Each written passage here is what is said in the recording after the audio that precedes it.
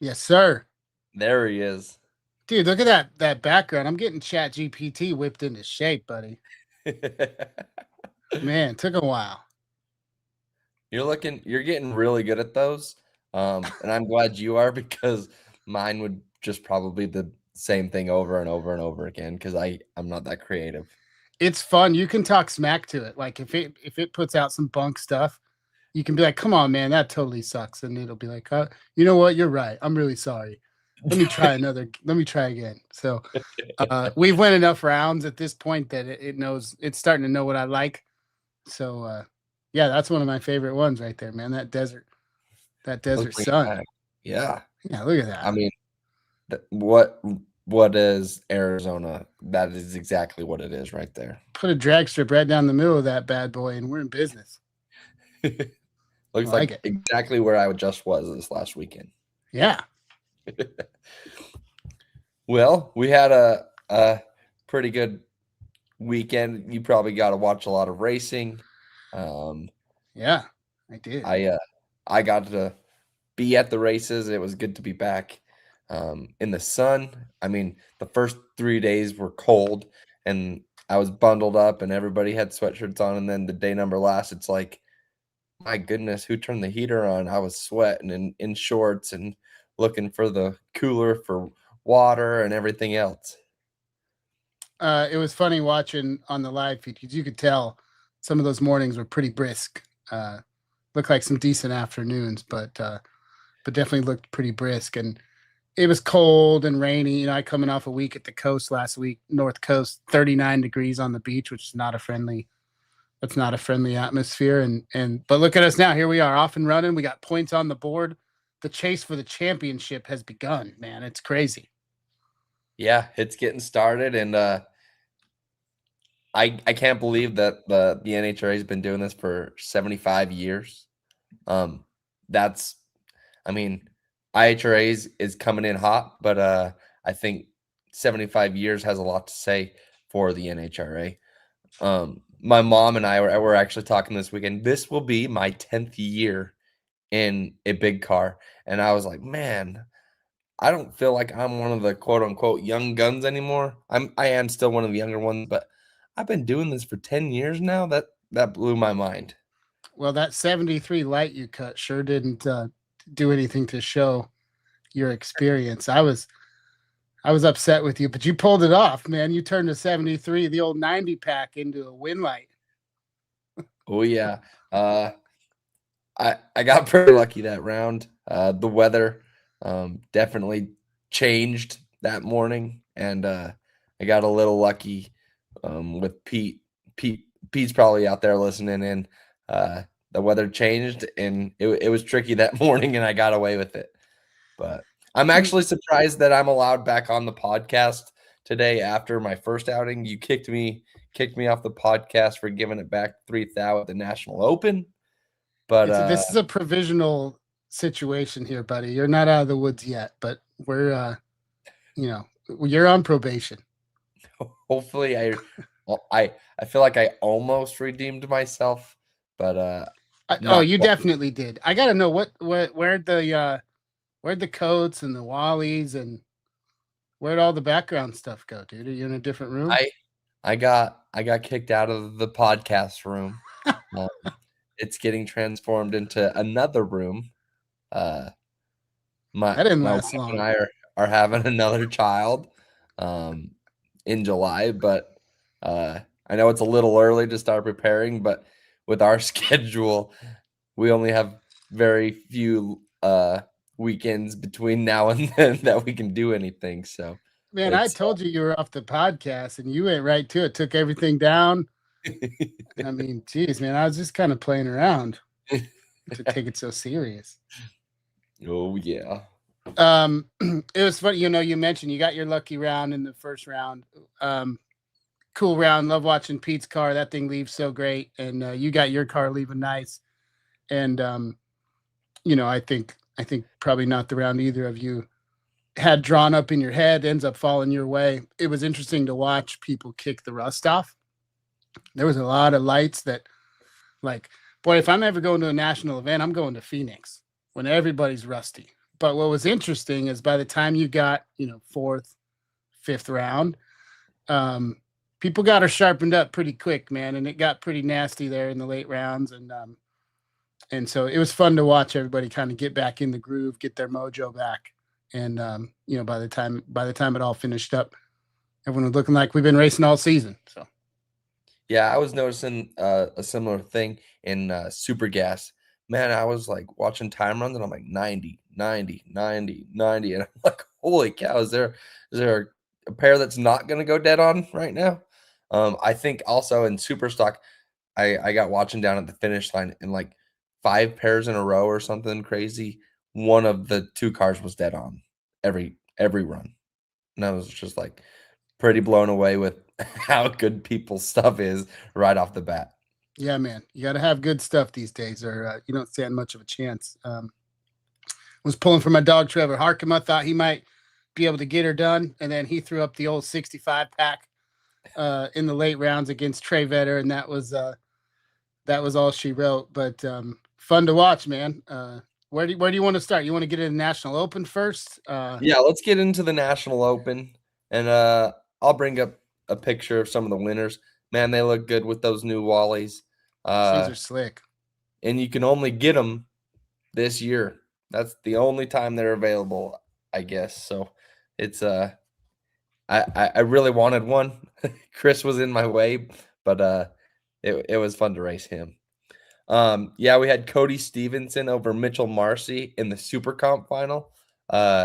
Cody is a standout to me. He didn't start full time, I guess, racing until a couple years ago, but he's really breaking through, throwing down, and he's going to be one to watch out for all year long. He what's funny is he won this exact same race last year in the spring.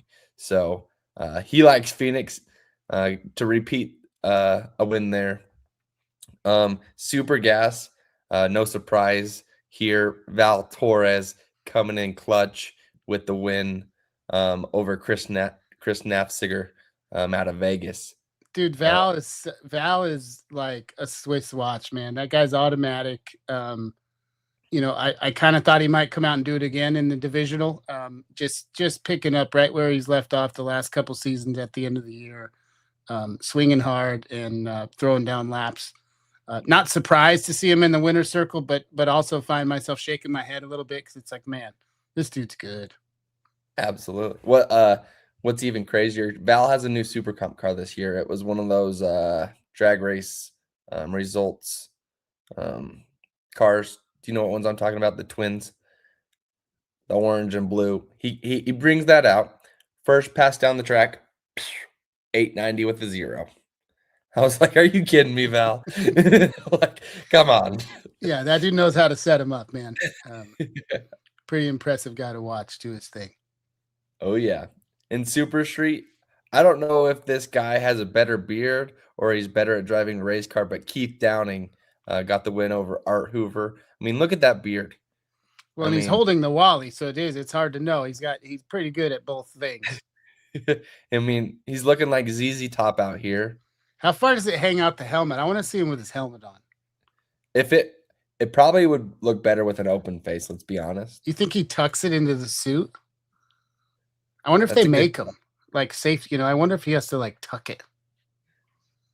Maybe he has a beard sock instead of a head sock. We need to consult the tech department here. What's the rules when you're rocking the Billy Gibbons ZZ Top beard? What do you got to do? One of the neat things that I'll bring up right now. So Art Hoover was the runner-up in Super Street. His son Brandon Hoover also runner-up in Top Dragster the same day. It was actually the top comp final, the Top Dragster, Top Sportsman, and I've never seen it in person Top Comp, but man, it is cool watching Super or Top Sportsman cars and Top Dragster cars race each other. That's one of the coolest things I've ever seen. Yeah, man, I'm glad it's back. I don't know when it kind of went away or what was the deal that brought it back. I remember that it existed really, but for me, it was kind of a first too, at least in an age of awareness where I've got to see it too, and even just watching it on the screen, it's like this is sweet. Heck yeah. Uh, I I just like watching fast bracket racing. It's definitely one of my favorite things. There was unfortunately an incident. A top sportsman car got into the wall, and it was really nice car. I hated to see it happen, but luckily the driver was all right. He got out. Took a little while to clean up the track, but hate to see that for anybody, but especially one of the nicest cars on the property. Moving on, stock super stock combo. Mike Williams got it done in his 67 Camaro. That is a beautiful car. He got the win over Michael Pov. I'm gonna butcher his name. Mr. Michael. Should have just left it alone, buddy. I should have left it alone. Anyway, congrats to Mike. One of the Mike was gonna win that one. And then the aforementioned top comp, Thomas Bear. No surprise there, kind of like a Val Torres. When you hear top dragster, you think of Tom Bear. When you hear super gas, you think of Val Torres. Like I should and like then- open a school or something. Yeah, he would probably be good at that. He maybe he should teach people how to race like super comp or something like that.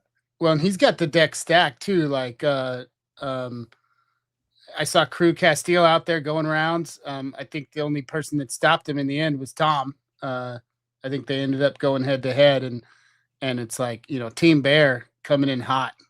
He's got some hot shoes, driving his cars or driving their own cars. I don't know who the hell owns them, but people that he's trained up and is working with, and who better to have show you the ropes than Tom Bear, man. Oh yeah, and we'll bring it up now because he got the win in top comp. He also runner up the divisional in top dragster as well. So heck of an outing for Mr. Bear, a win and a runner up to start the year.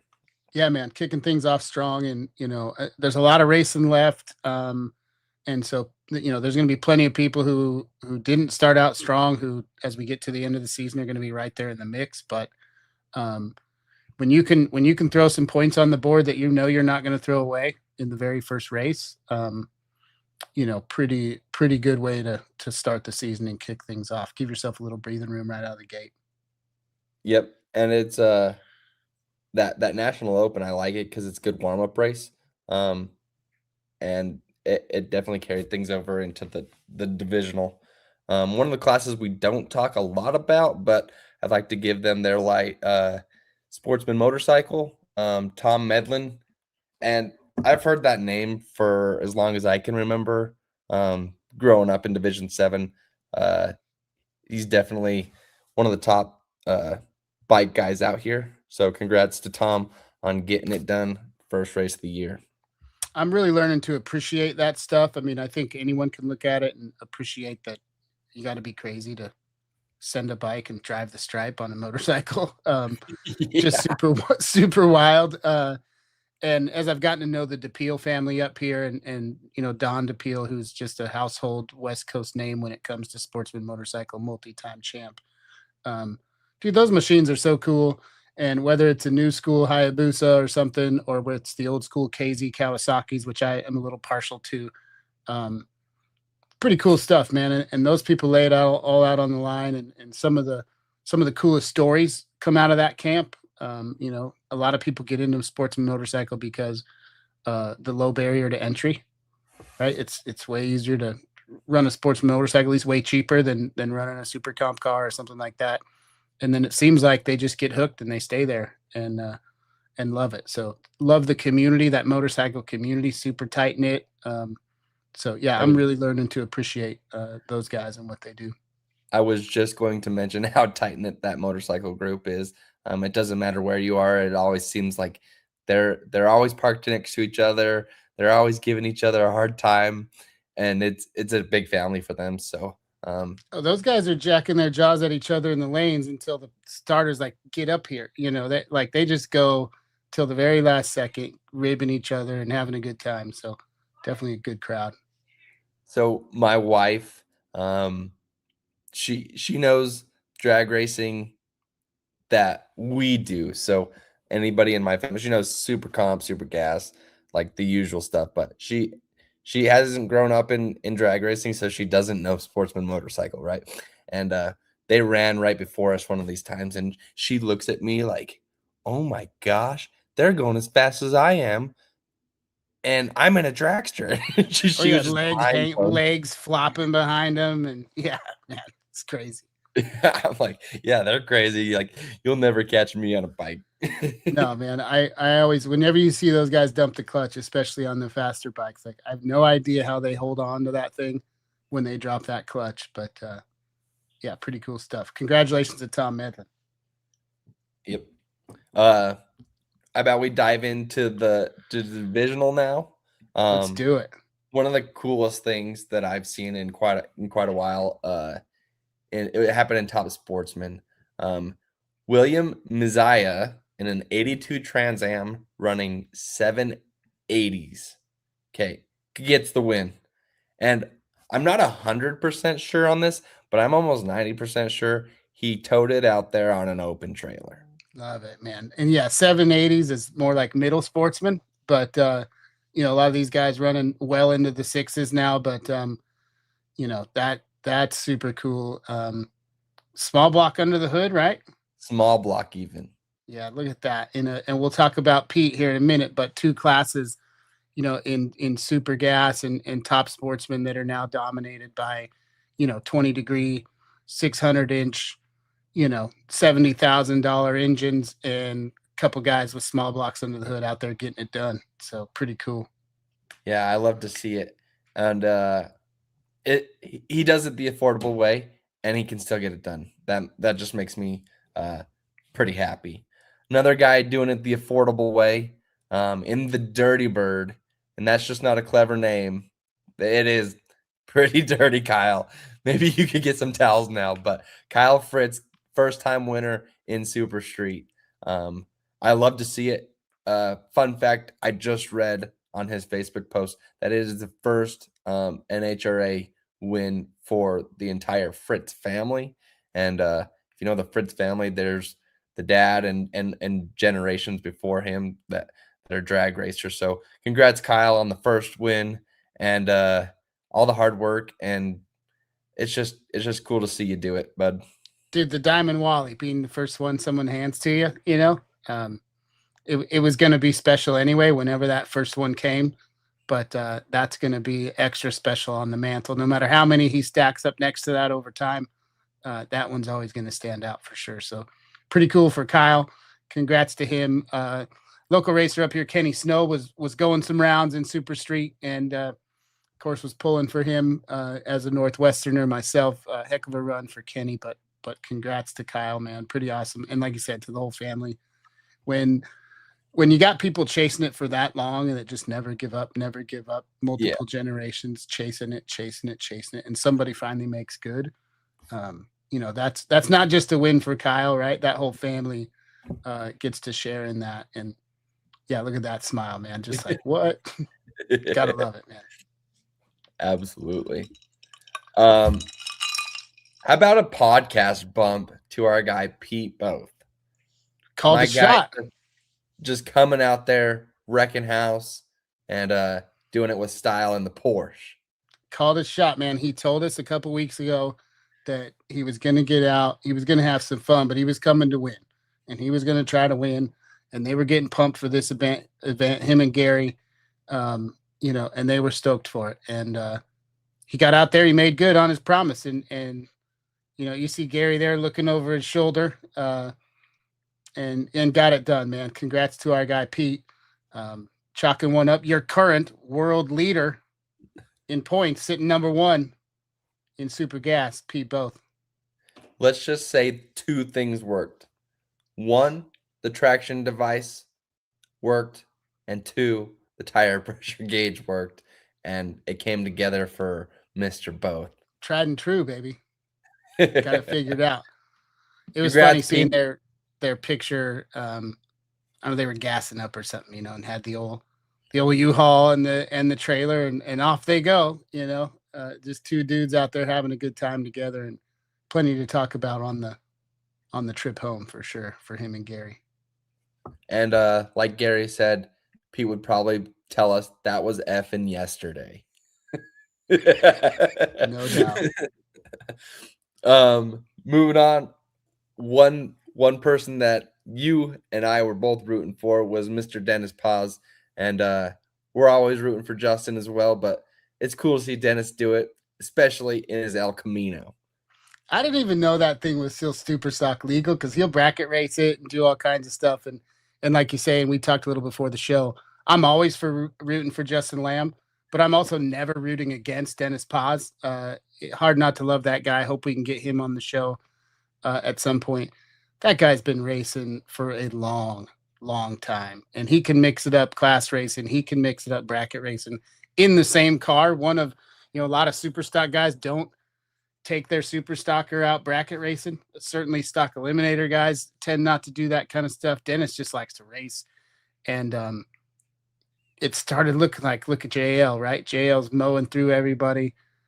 But you get to that final round, and neither one of those guys woke up that morning and said, I want a 41-mile-an-hour stripe in the final. But that's what they got. And Justin knows that thing around him, took a little bit too big of a bite of that finish line. And Dennis laid down a solid lap right next to him and was able to turn on the win light. So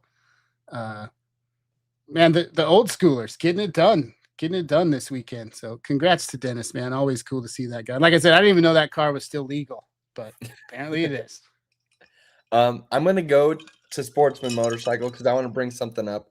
So Jeremy Bates got the win in Sportsman Motorcycle. What I thought was cool about this is both Dennis and Jeremy represented the D7 in the World Finals for the bracket championship. And if you think about it, they probably haven't raced at Phoenix since they won in Phoenix. So back-to-back wins in Phoenix for Dennis and Jeremy. I thought it was kind of a cool coincidence. Well, and that's the kind of thing that starts to build.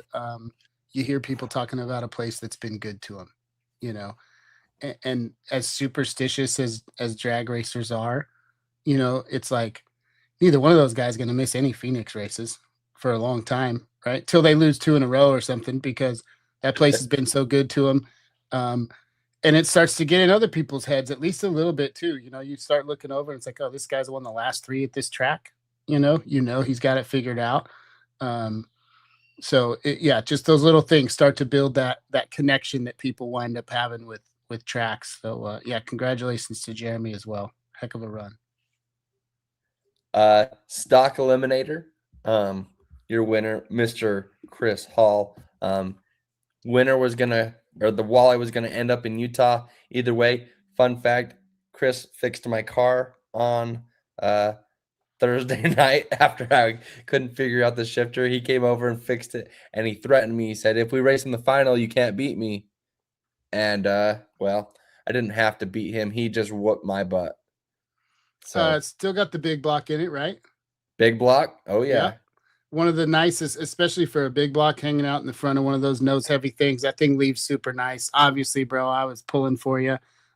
Chris Hall's a guy that you can't not root for or like. Just super super nice guy.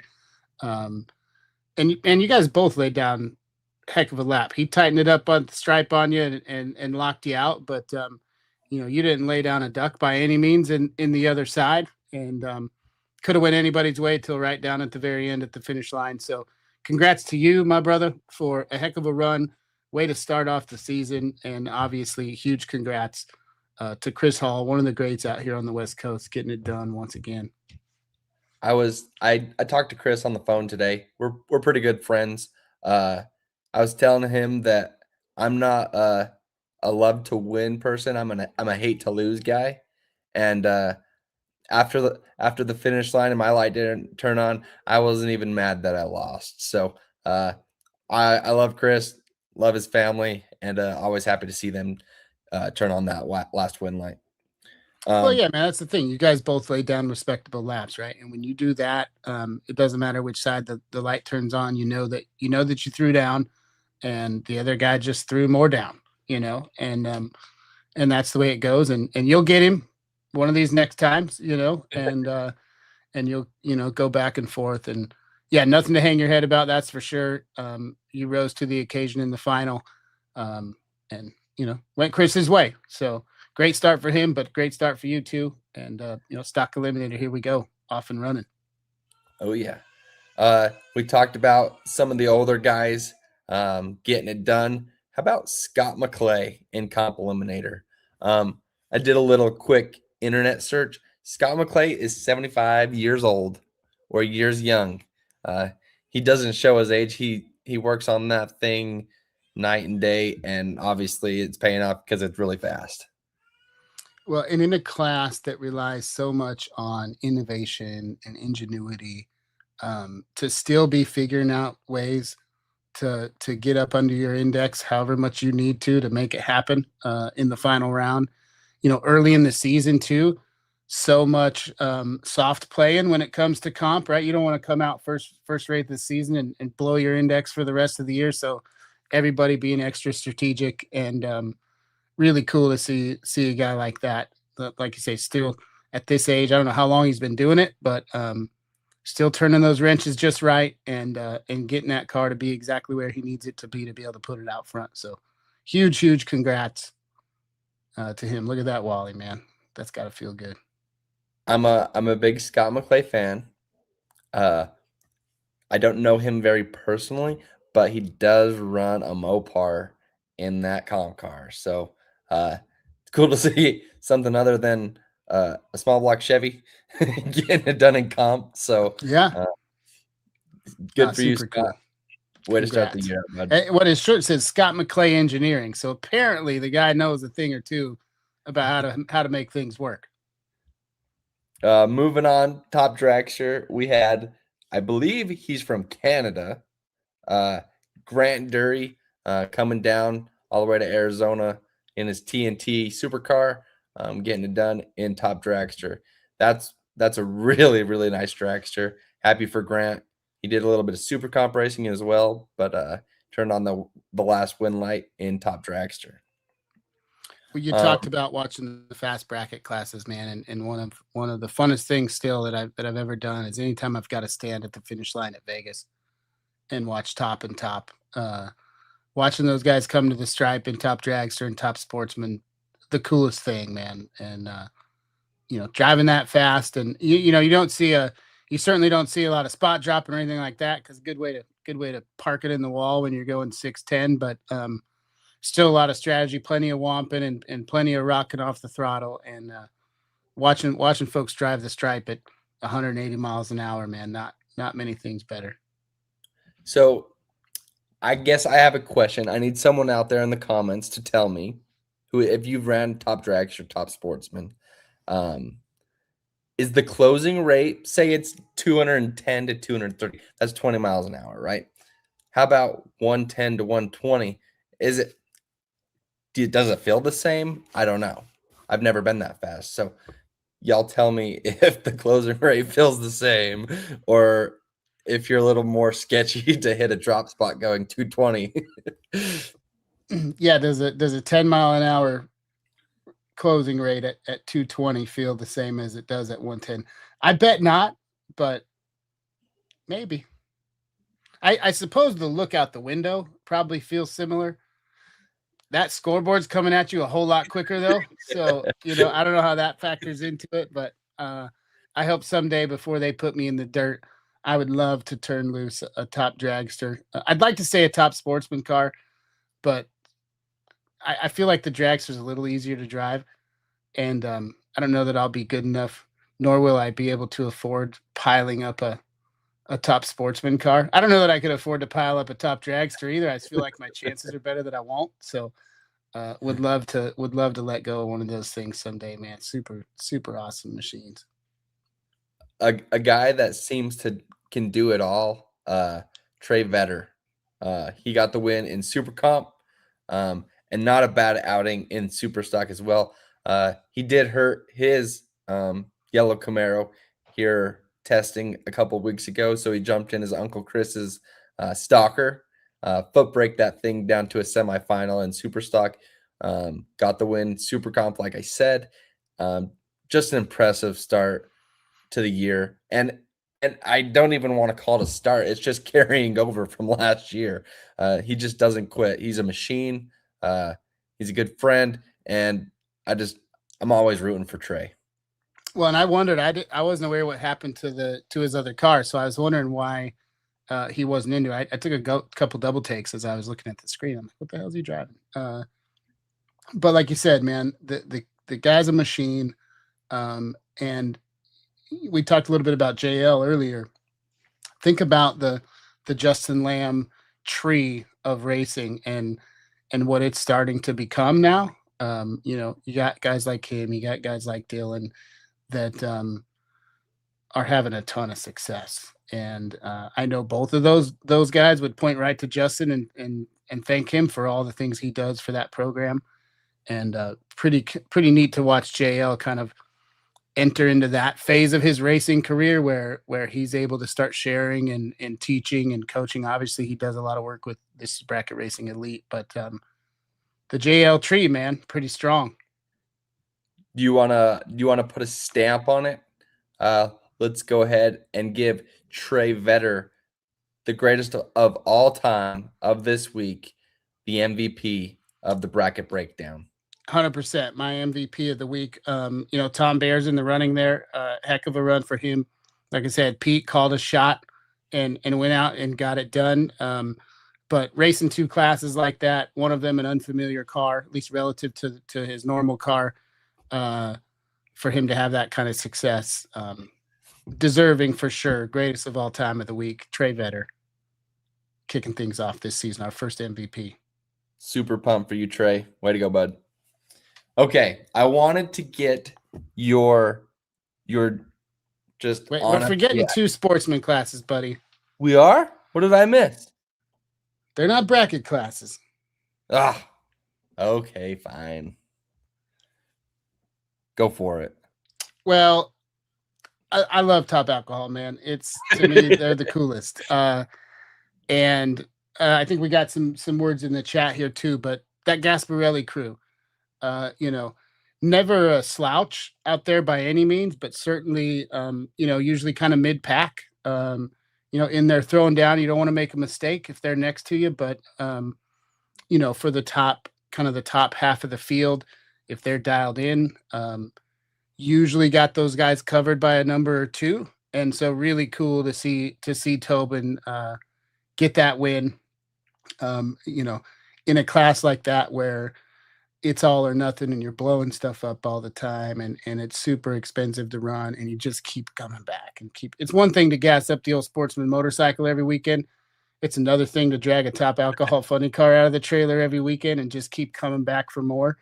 And they're finally able to get it done and put it in the winner's circle. I think that was Tobin's first ever win as well. So just a big shout out to the Gasparelli crew. One of the coolest looking cars. Beautiful, beautiful car. And I love the way those Top Alcohol funny cars look anyway. Nice and small and sleek. But big shout out to him. And then Sean Cowie. I think I heard Alan Reinhart say that every single one of his qualifying runs would have went number one. Oh, so wow. It didn't matter. Him and Joey threw down. Joey was running really good until he wasn't. Lost a round that he definitely would have won normally. I think even had a chance had he been able to pedal and get back into it to drive back around him. But when he got back in the gas, I was chatting with him a little bit, threw the belt off, and a blower car with no belt. NA Top Alcohol cars don't run too well. So that was all she wrote for Joey. I know he was looking to start the season off strong.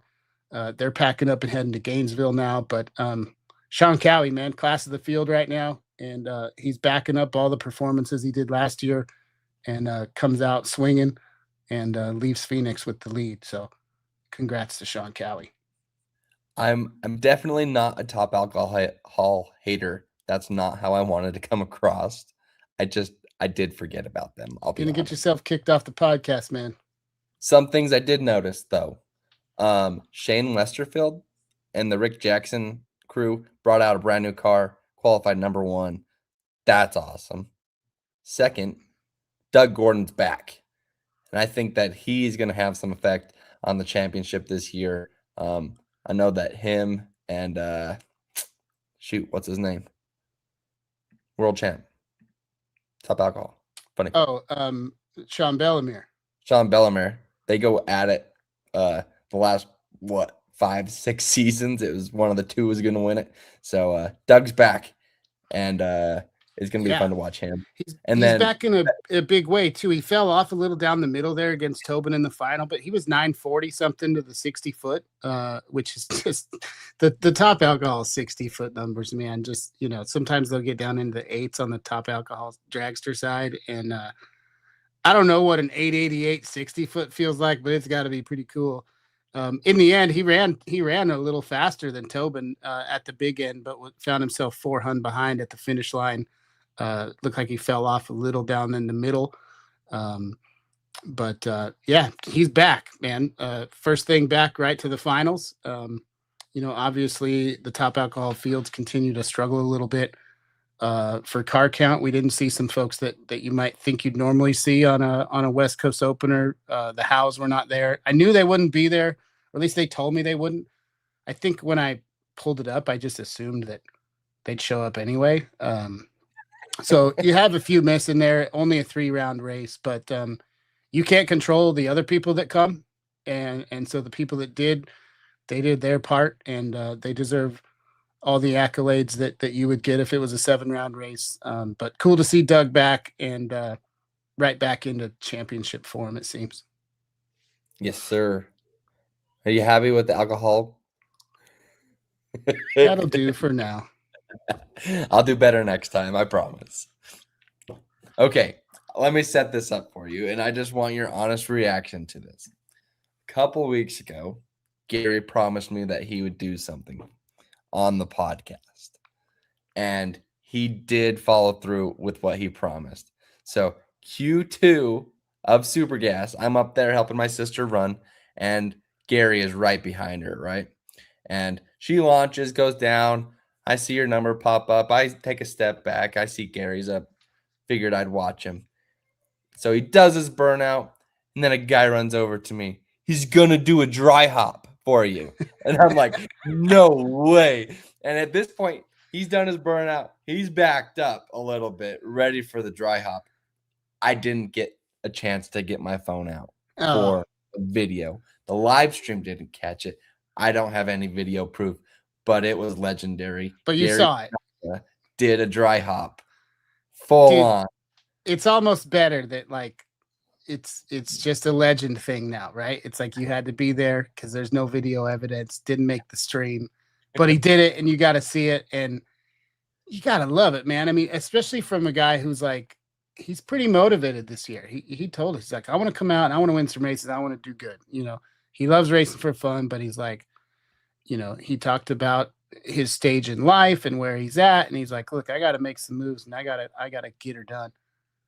And then he still goes out and busts out some dry hops, and so that's typically not the thing you do if you're trying to lock in and get serious about turning on that final win light. But keeping it loose, man, gotta love it. So props to Gary for following through. Let's keep it going, man. Dry hops. This is the year of the dry hop. Let's do it. Super class dry hops. He did also mention that he was gonna do it again for us in Vegas, so I could get a video. So I'm not getting only one, but we're gonna get 2 out of Gary at least this year. Dude, if we can get super class dry hops going all season, to me, that's cooler than any other class doing dry hops all season. Let's get throttle stop cars doing dry hops all year. I'm here for it. So we already have blinders banned in stock and super stock. How long before the bracket breakdown gets dry hops banned in all the categories? Let's find out, buddy. There's only one way to find out. And if we wind up with the Gary Mig rule, we'll know we played a small part in that. Hopefully the powers that be would not be so short-sighted to ban something like that, but crazier things have happened in the National Hot Rod Association. Yes, sir. That pretty much wraps up our Phoenix recap. Is there anything you want to add in to that before we move on to our bold predictions? No, man, just a final congrats, right? Like we said, it's been a long winter for some folks, longer than others, longer than some, or for some, you know what I'm trying to say. Yeah. And so to come out and perform the way a lot of these folks did, first race back, pretty cool. And like I said, we're off and running, man. We got points on the board.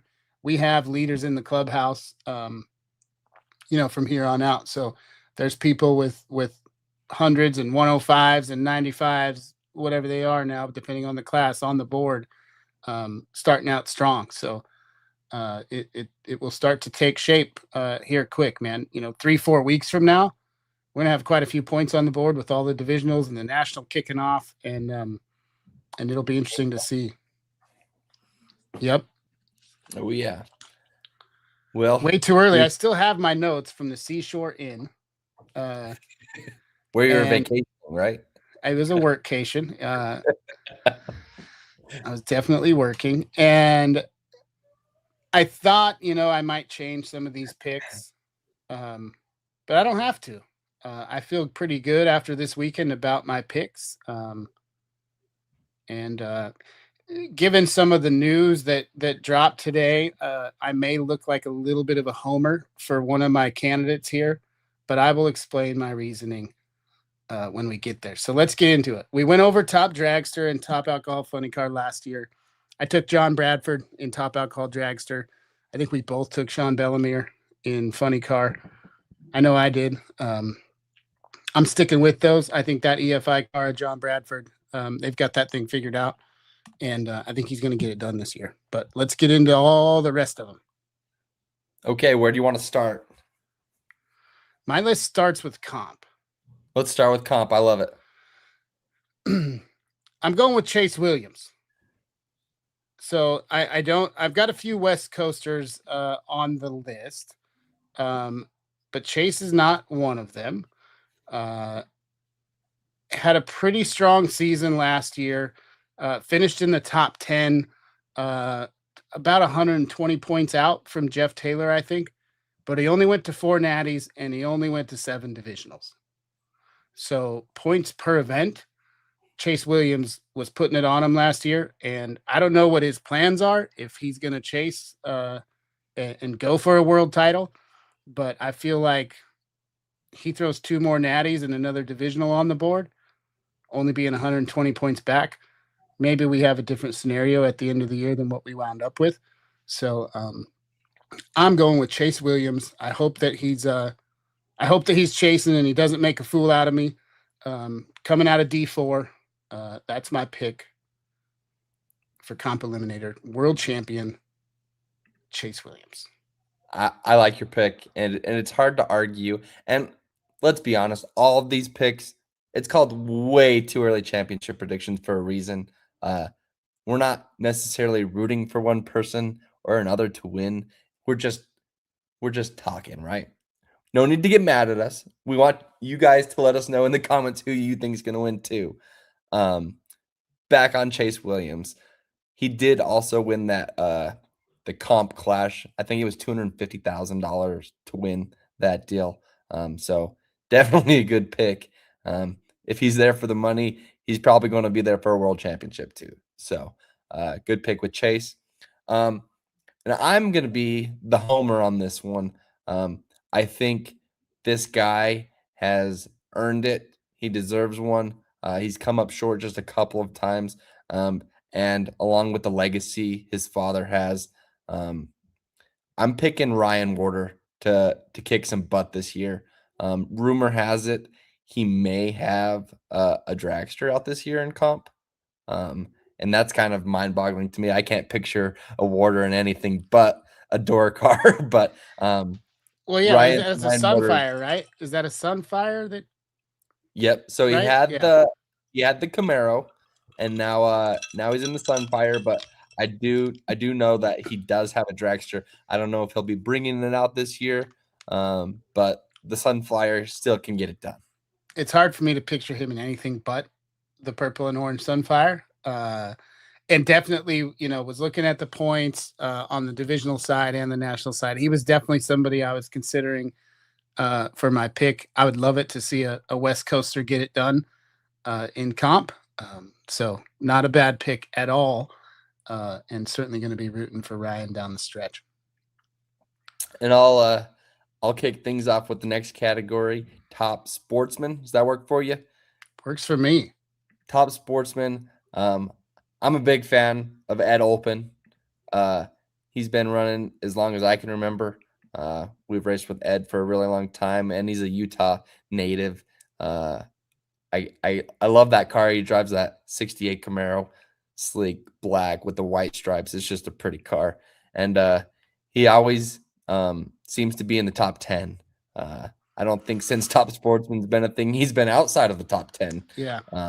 So Ed Olpen is going to get it done this year in Top Sportsman for me.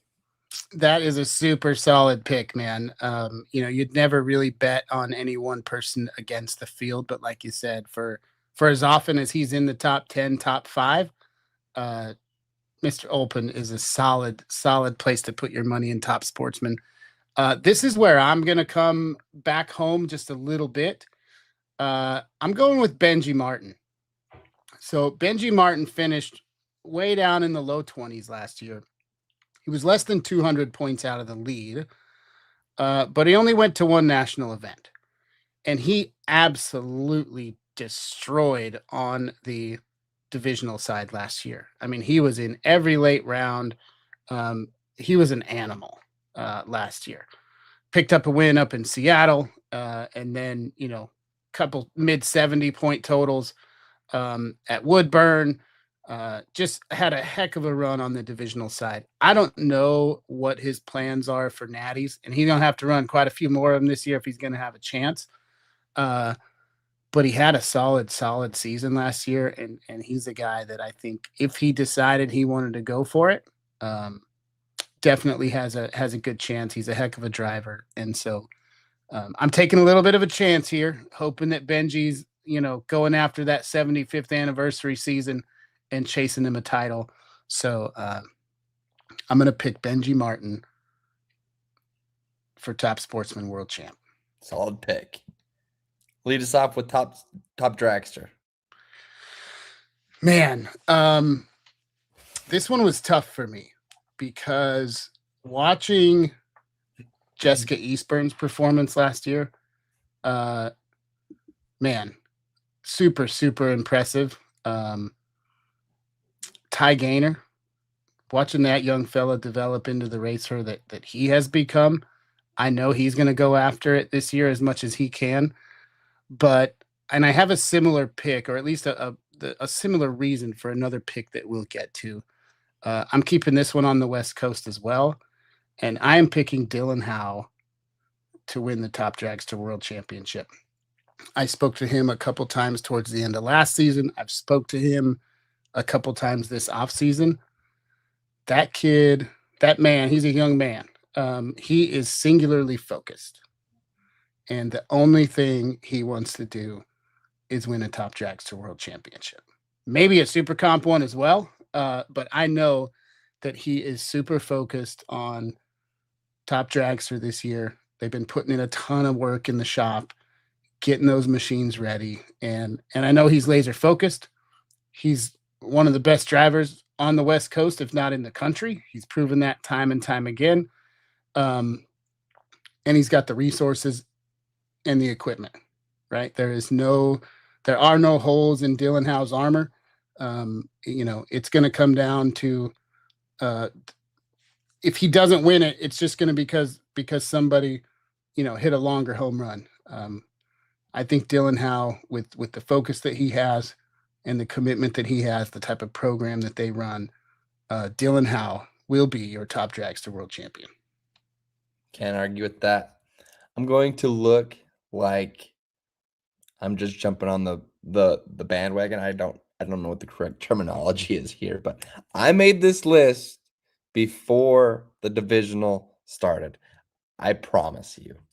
My pick for Top Dragster this year, I have two. I have two picks. The only one can win it. I know, but You have to pick. I'm gonna bring out my inner Jed and just pick like 5 people, and then if I Yeah. win one, I picked them. Yeah. So Classic move. my first pick is Thomas Bear. So he's going to be at enough races. That's guaranteed. He's got his school cars. He's going to be it there. He just won the division, or he just run it up the divisional where it counts for points. And Tom's just money. I've seen him do crazy things off the trailer. We talked about it on Forsyth's podcast. He jumps off the trailer in the semis with a car he hasn't set in all weekend and lays down less than 10 total in it. So Tom knows how to get it done. The other person I have is Mo Trujillo. Last year had a really good outing. He won in Seattle. I believe he runnered up in Pomona or semied in Pomona. But Mo Money knows how to get it done in Top Dragster. Love to see a nitrous car in there too. I think the Top Dragster, Top Sportsman world's getting a little taken over with the Pro Chargers and the blowers. But pretty cool to see a nitrous setup getting it done in there as well. So Mo Trujillo, Thomas Bear, that's my pick. Co-champion. I don't know. What is this guy doing? This is ridiculous. Both of them solid picks. If best out of seven, between Mo and Tom. I got Tom going 4-3 in a tight one to break the tie in the 7th round. I think I'd have to go. But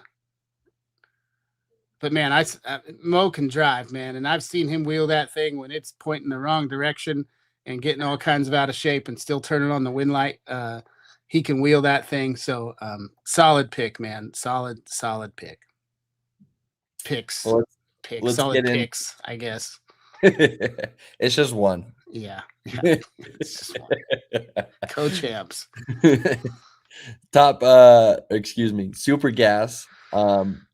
We talked Val Torres. You can never argue with that. But I'm going to go a little bit different direction with Evan Kowalski. The kid's just been throwing down in not only Super Gas but Super Stock as well. But he seems a lot more comfortable in the Super Gas car. He's driven it a little longer, but he's always deep in the rounds when it comes to Super Gas anywhere he is.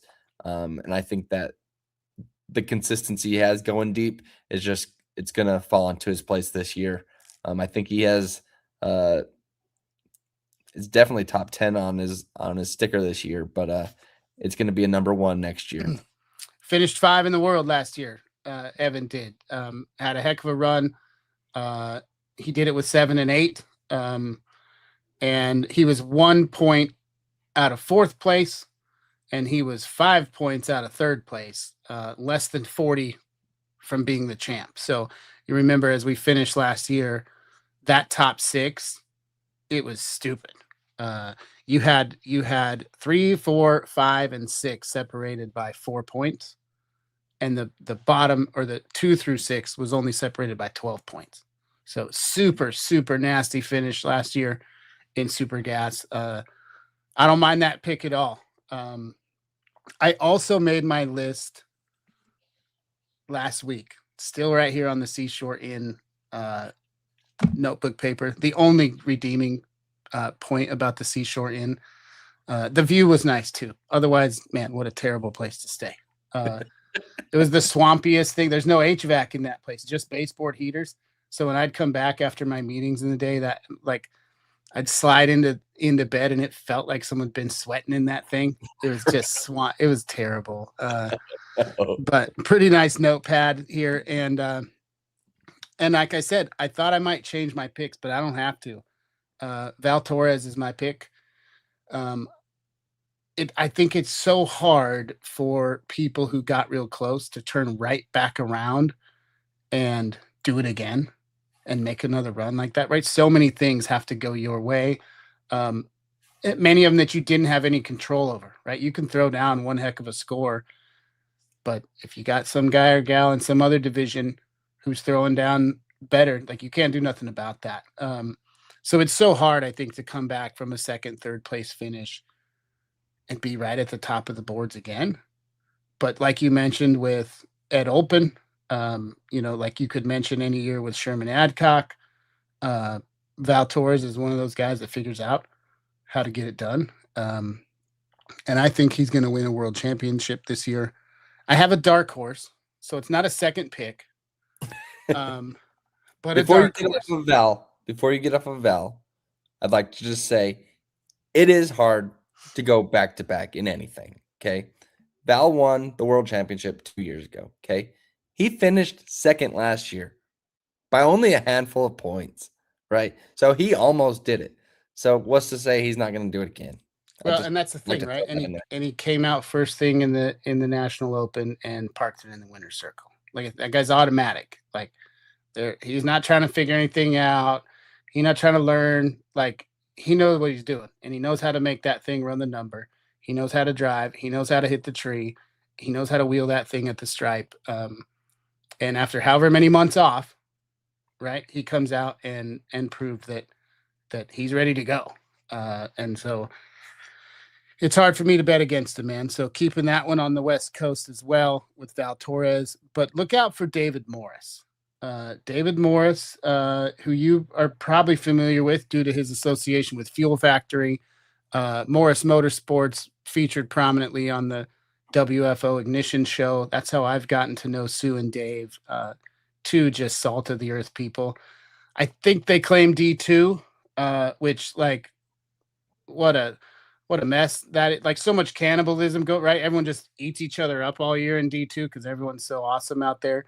But he's been getting that super gasser figured out. Their whole super program. Sue's got some wins in her super street car. They got their .90 program dialed in pretty good. They've got good support. And I know that he's coming after it this year. So keep a lookout for David Morris down from the Southeast. That's my dark horse. David is one of my favorite people to talk to. You can just tell that he's very meticulous on everything he touches. It doesn't matter if it's the fuel or if it's his race car, or race cars, plural. But that guy is very intelligent. And it's something that you could just listen to him talk and he's just pushing out the knowledge and everything on the sport. And so David is a good pick. He's a good racer, and he's got one fast super gas car. Super nice, beautiful Don Davis Roadster. One of the original, the old Don Davis race cars. I know that it's went through multiple iterations, but beautiful car. He keeps that thing looking brand new, and like you say, just super nice guy, super knowledgeable. He's got the right people supporting his operation and his program. So looking for big things out of David Morris. I don't think he's going to top Val Torres, but if he did, it wouldn't surprise me because I know he's hungry for it this year. So super comp. I'm going to pull another big Jed move here. My pick. We've had 3 weeks to figure this out, and you can't pick somebody. Well, I'm just going to put out a few feelers, and then I'll pick one of the three. How about that? All right. Okay. Chad Weber could go back to back. The guy just constantly lays down sub 20 total runs and just makes people beat him. It's just ridiculous. Okay. So Chad Weber, Cooper Chun is going to win his first national this year. I know that he's going to get some crap for that. And then Trey Vetter. I picked him before he won this year. I did talk to Trey last week about how many events he was going to attend this year, because that's kind of the issue with Trey. He's got work and just hard to get time off. And I think that he's already on a hot streak. And if he continues doing well like this, he's going to find the time off to go hit all the events. So Trey Vetter is my pick for super comp / super stock. This guy. Solid pick, and would love to see Trey get it done. But he's not going to, because Tyler Bohannon is going to win the Super Comp World Championship this year. This is the one where I could be getting accused of a little bit of homerism because of my new association with TB Promotions. But similar to Dylan Howe, Tyler Bohannon's talking about nothing but winning world championships this year. That's all he wants to do. And he's putting every bit of energy that he can into it. I think he's going to have to borrow a bunch of cars to get it done, because I don't, like, for a guy who has as many cars as he's got, like right now, he technically, I don't think has any cars, because I don't think anything's really ready. And I know he wants to win a super stock championship more, and he's going to chase that too. I just think he's probably better in a dragster. If you told me I had to race Tyler Bohannon and I got to pick whether we're in dragsters or door cars, he's really good in a door car, but I don't want to see him in a dragster at all. So I'm going to pick him in super comp. Again, just singularly focused, a guy who has simplified his life as much as he possibly can. And the only thing he's talking about right now is winning a world championship. He's putting it over big money races. He's putting it over all the IHRA stuff that's out where he is. He wants to win an NHRA world championship. And I think when people like him that are as good as he is are focused like that, he's going to be tough to beat, man. So Tyler Bohannon coming out of left field to be your 2026 Super Comp World Champ. I think Tyler Bohannon, even when he's not focused, is a tough one to beat. So Super Comp better watch out while he is focused. So we'll be seeing. I'm sure we'll see Tyler continuously in the top 10 throughout the season, and definitely towards the top of the sheet, coming down to the wire. And I wanted to say Chris Whitfield, man. Like, again, this comes down to like how many. And Chris is good enough, right? It's not to say that he can't. Like, how many years can you consistently, can everything fall your way? Because so much of it's not in your control. Like, even if Chris takes care of everything he can do, last year was the year, man. That was the one, I feel like. And he'll come back and he will get one. And I know he's focused. Boy, he's really focused. And I want to pick him. And I hope he pulls it off. It's just how often, how many times in a row can you put yourself at the top of the board? It's tough, man. It's tough to do. So we'll see. But I'm rolling with Tebow. Absolutely. Super stock. I mean, how can you not talk about stock and super stock and not talk about Jimmy Hidalgo Jr.? Cooter, baby. Just, he is one of those guys where you expect him to be top 3 in both stock and super stock. He's going to be the world champ this year.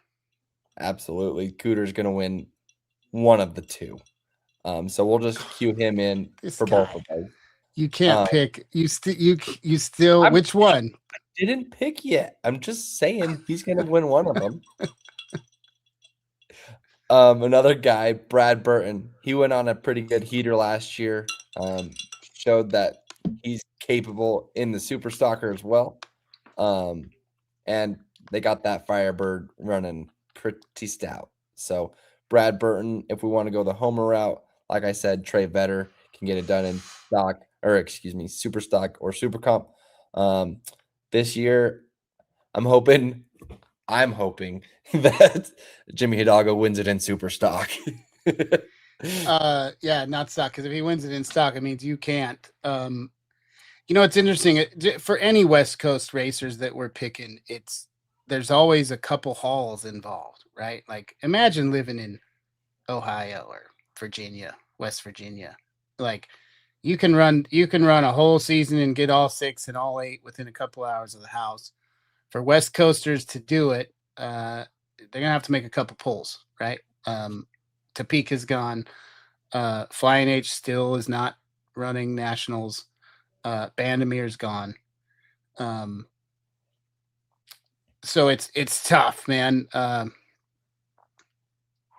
I'd like to pick a couple West Coast guys in some of the other categories, but It's just you got to make that haul a couple times if you're really going to have a chance at it for those national events. So um, I don't hate it, man. I don't hate your pick. That's all right. Who you Uh, picking? I got to pick. Superstock Cooter's going to win. Oh, it's over. Yeah, no, Cooter's the champ. I'd love to see JL get another one. I don't know that he came in the same way last year that I think he's coming in this year. Like he's got family stuff going on. He got a lot of things going on in his life. It turned out that it's like, hey, we gotta go after this. After a while, he will do the same if he winds up in a situation where it's like, hey, we can do this.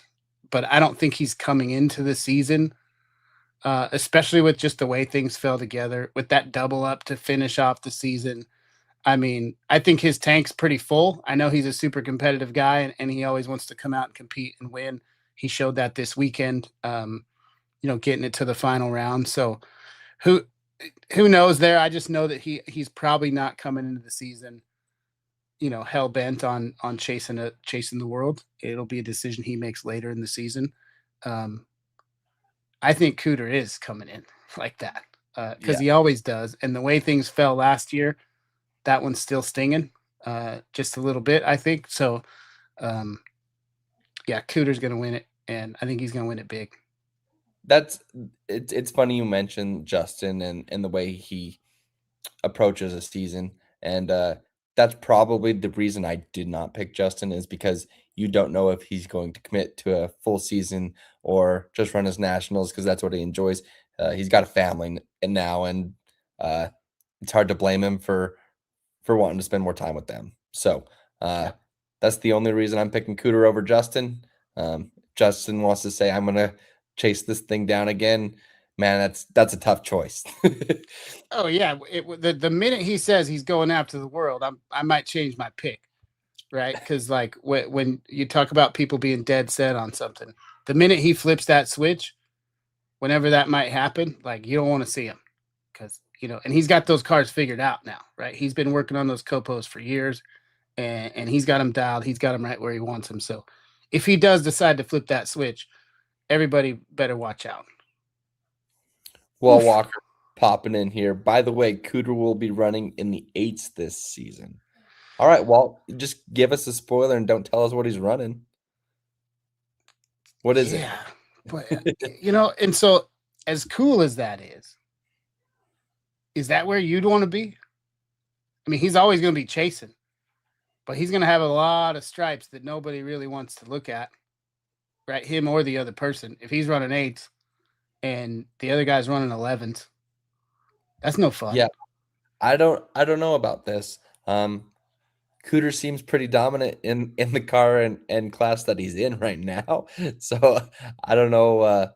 It's kind of a bold strategy for Cooter to step away from that and Yeah. get into something different. But I mean, Cooter's a good driver. He's gonna adapt to anything that he hops in and do well in whatever it is. So Well, and I'm all for 8-second super stalkers. Like, don't get me like that. Let's go. I want to see it. But same car, just a different engine combo. all So right, well, all that right. makes it a Well, little easier. yeah. So yeah, but still, right? I mean, he's going to be screaming at the stripe. He'll know. I mean, he'd be chasing every round, so he'll know whether he's going to give it up or not, or keep her on the mat. But that'll be fun, man. If we got 890 super stalkers this year for Cooter, I'm here for it. Heck yeah. Last That leaves us category. one, right? One to go. Yeah, I'll let you kick this one off. Jammin' Jerry Emmons. That's it, man. What else you got to say?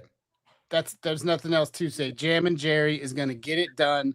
The Lucas Oil squad, the coolest squad of whips at the track, everywhere they go. Jerry's going to get it done this year, man. There's very few people out there that are as talented. I don't know that I would call anybody more talented. They have amazing equipment. They have the determination, the drive. Those guys have been putting in work in the shop all year. This year, he finished top 10 last year with 4 and 8. So he was like 130 points out. So the other two nationals might not have got him there, but they'd have got him a little closer. And he had some issues last year, right? They had some parts breakage, so and some issues with the car and had to pull out. I think of at least one. Maybe they had a weather situation on another one or something like that. But I know he had every intention of chasing it last year, and I know he's going to do the same this year. And I think it's Jam and Jerry's time. He is your 2026 stock eliminator champ. I love it. I love Jerry. He's a good guy. Um, I love the whole family actually. It's just cool to see how they work together. All the data that they can collect with as many cars as they got sure helps him a lot or helps each other a lot in that case.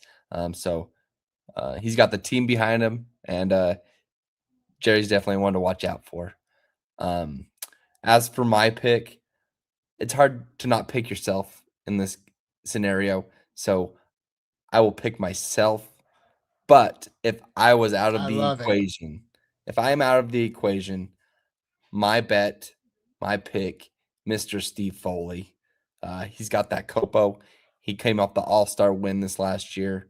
Uh, Salt of the earth dude. Uh, just knows how to race, man. And it doesn't matter where he's at. It could be in Texas. It could be in North Carolina. Anywhere in between West Coast. Steve's going to be deep in the rounds. And Steve is he's got ice in his veins. You can't rattle that guy. So my pick outside of myself, Mr. Steve Foley.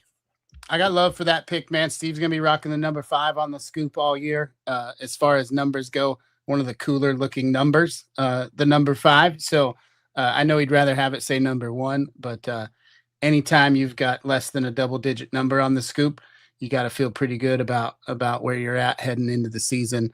So yeah, I don't mind that pick at all. I love that you're betting on yourself. And man, if we come back to this thing at the end of the season after Pomona, um, and you're the stock eliminator world champ, I'm gonna be so stoked, bro. And so I hope you do it. Um, Jerry Emmons is going to have something to say. Steve Foley's going to have something to say about that, and so are a bunch of other people. But I know your game. You started the season off in a really, really good position to build, and I know you'll take advantage of that. So I'll be pulling for you this whole time, um, and we'll see how it goes. Well, there you have it. Our way, way, way too early championship predictions from a couple amateur analysts. And I don't know what else to say to that, but Well, let's revisit this. So after Seattle, I'm going to call the National at Seattle, and that's the turning point. We're halfway through the season after that. So we'll revisit our way too early world championship picks. Things really start to take shape after Seattle. So let's revisit this late July after that race. We'll see if any of our people, I'm going to pin this on the wall so I don't lose it. I'm going to pin my list on the wall. We'll revisit after Seattle, see if any of our picks are still alive and in the running for the world championship after Seattle. do we need to put a wager on this between you and I? How many world champs can we get correct? Or do we just take their positions and add them all up, and whoever has the lowest score wins? I mean, I think the over under is probably pretty low here, probably 2. The over under is probably 2. And the under is probably a safe bet, right? There's a lot of races and a lot of racers out there on how many we can get right. But I'll take the line and bet that I get at least 2 right. Oof. That's kind of how I'm feeling. I mean, there's So a lot of good. let's put right here, right now, $50 a piece. We're betting against each other that the other person gets 2 right. If Cooter wins, we both got 1 in the bag. Yep. And so we're in good shape there. If both of us get 2 or more, it's a push. If one of us doesn't, um, then they lose, and $50 going the other way. Oh yeah, that's fine with me. All right, it's in. Lock it in. Locked in. 50 bones, 2 of them right. You're gonna owe me $50, bro. Well, I mean, we'll see. I think that I'm going to be $50 richer. So, one thing I want to bring up, and you're probably not going to like this, but check that out. Look at that little poster. We should print this. We should frame this. Maybe I I'll will. put that on my new wall right here. Since the podcast room got a little bit deteriorated, and now that I got an empty canvas, that we should put your face on it. I will admit, without shame, that I will be printing a glossy copy of that for my little racing scrapbook. I've printed or kept every flyer from every race I've ever announced and any major event that I've ever raced in. Um, really, really just fortunate and grateful, humbled, and really proud to be able to join Tyler and Brian and PJ and Steve Pointer and Jeb, Shauna, the whole crew over there. Um, a dream come true for me, man. It's yeah, I don't really know what to say. This has all went so fast from making my first pass. I've been a lifelong fan, but didn't really come back to the drag strip until 2021. Didn't make my first pass in my own car until 2022. Um, didn't really start announcing until late 2023 and just kind of dove in head first there. And to be sitting here in 2026, uh, to be on the crew with the TB promotions team. I'll be at every single event this year, all over the country, some of the biggest money races in the country at the coolest venues. We'll be at Beach Bend and we'll be at VMP and we'll be at Trails. It's going to be epic. And just feel super lucky, super fortunate, and I'm super thankful not only for them, but everybody here at home, for the people at Woodburn, my friends and family, everybody who sends me messages and supports, supports what I'm trying to do as I live out childhood dreams in my mid 40s. Um, I don't really know what to say, man. It's pretty cool. I'm pretty excited for you, and I mean, personally, I could sit here and listen to you announce pair after pair. You don't just have I'm gonna say um, the generic announcing style, and by generic I mean double O's a pair. This guy gets there first. Here's your winner. I like how you tell a story. I like how you get hype for every round, not just the final rounds or the semifinal rounds. I like how every round matters, and it's just always next level with your announcing. So excited to hear you on the mic more than just the national event in Seattle, more than just your local Woodburn race, but across the country at these big money races. And I'm just super stoked for you, Troy.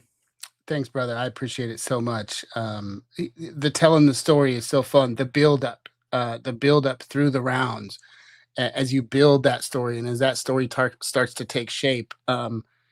It's so cool, and it's something that bracket racers and class racers even don't don't get as much as they should. You know, there's so many storylines. There's so much on the line. There's so much pressure, and there's a story to tell. And at a lot of these big money races, there's nobody in the stands, and they know that going in, right? But that doesn't mean there's not a story to tell. And whether you're telling it to them over the PA, or in the case of some of these bigger races, being able to tell it to all the folks watching in on the chat bleachers, super fun, super cool, and learn from the best, man. And I'll be standing on the shoulders of the people who came before me and just trying to do them proud. Guys like Big Jed, right? I remember the first time I heard Ryan Gleghorn call a final round, I was like, holy smokes. And then I discovered Steve Riggins, who, in my opinion, Steve Riggins is the GOAT. There's nobody better than Steve Riggins, and I love watching that guy. I love listening to him and how he builds the energy, and how it turns you know a 740 door car race into the world finals. And so it's cool to have learned from the best, and I do what I can to incorporate my own style and do the racers right and give them the kind of show that they deserve. So appreciate it and super stoked. I was talking to somebody earlier today. They're like, "How you gonna race?" I'm announcing too much this year, and I told them, "Well, I can't lose a round if I don't race this year." So we're playing chess, not checkers, and your boy might finish the season undefeated. Because I don't know if I'll ever get it off the trailer this year, but I'm really looking forward to it, man. So thank you, I appreciate it. Yeah, don't know what else to say. Pretty surreal. Pretty surreal. Well, one last thing before we wrap things up, I just want to give my nephew Knox a little bit of a shout out. He's been to a couple junior races this year at our local track in Vegas, and he has a couple trophies from those 2 races. So shout out to you, Knox. Good job this year. Keep it up. We're rooting for you. And all the other junior drivers out there bringing home the bacon, keep it up. We love to see it. That's one thing that I would like to talk about on maybe a future episode is how do we get more of these junior racers? How do we get more folks that aren't necessarily involved with the sport more involved in cars? Because I was noticing a little bit at this divisional. There's the older people, and then there's like the mid-age people, and then there's hardly any of the younger folk. So We got to bring auto shop back to high school, man. The dumbest decision that any high school ever made. Everybody's dumped their auto shop program, and investment in just trades in general and that kind of stuff. Teaching people about that kind of stuff. Engineering. I know there's been a recent kind of renaissance with STEM fields and things like that, but they're getting into more tech and computers and different things rather than kind of the mechanical side of things. I hope some people wake up and bring back high school auto shop class. I think it's things like that get people going in this thing. I remember my high school used to have a huge drag team where I live right now in Sweet Home, Oregon. They had a legendary shop class and a legendary high school drag racing team. The minute the shop class got canceled, all of it was gone. Nobody did it anymore because they didn't have that place to gather. They didn't have that common thread to share. And, yeah. So yeah, bring back shop class. Yes, sir. Well, if you don't have anything else, that pretty much wraps us up for this episode of the Bracket Breakdown. I'm looking forward to chatting more next week. Maybe we'll do a little bit of a Pomona preview. The divisional there. Gainesville, I believe, does that start next week? Or nope, there's some the week after, I think, right? The week after, that's 2 correct. weeks. Yep. This next week. Oh, what about 345? Holy cow! Did you see that? That was Sean insane. Langdon uncorking 345, man. I know the air was great there, but it wasn't like negative air. I mean, it was still, I think, like 1800 DA or something. It wasn't something stupid that you couldn't see at a race, maybe. 345 miles an hour, man. Unbelievable. I honestly thought they were going to be stuck around like that 340 mark for quite some time, but that just shows that a 350 is closer than we think. If they're cranking off 345s in preseason, man, I mean, 348, 349, maybe a wild 350 in Sonoma or Seattle, where we set records last year. It could happen, man.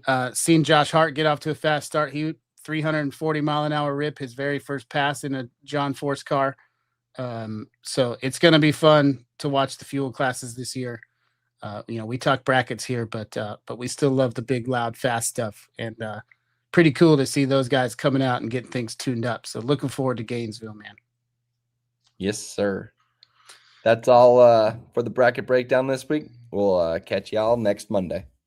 Thanks, buddy. See you next time.